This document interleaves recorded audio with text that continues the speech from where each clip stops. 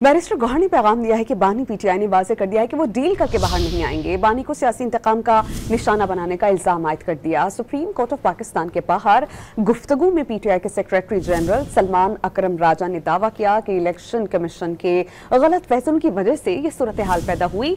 मुल्क में जमहूरियत की जंग लड़ रहे हैं। 5 तारीख को केस लगना चाहिए।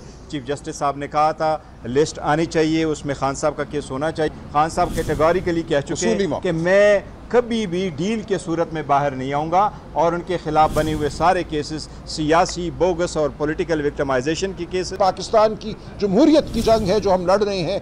8 जज साहिबान ने यह कहा कि इलेक्शन कमीशन अपनी जिम्मेदारी निभाने में नाकाम रहा। इलेक्शन कमीशन के मुतअद्दिद फैसले ऐसे थे जिनकी वजह से इबाहम पैदा हुआ, जिनकी वजह से लोगों को ये लगा कि शायद पीटीआई एक जमात ही नहीं है जो इलेक्शन में हिस्सा ले रही है। ये तमाम सूरत हाल इलेक्शन कमीशन के गलत फैसलों की वजह से पैदा हुई।